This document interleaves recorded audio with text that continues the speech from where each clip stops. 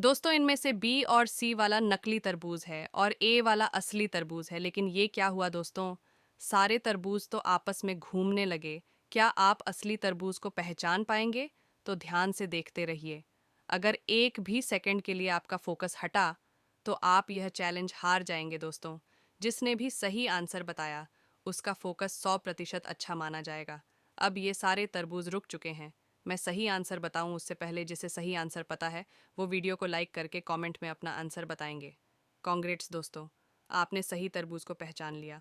असली तरबूज ए वाला है। जिनका आंसर सही था वो चैनल को सब्सक्राइब करें।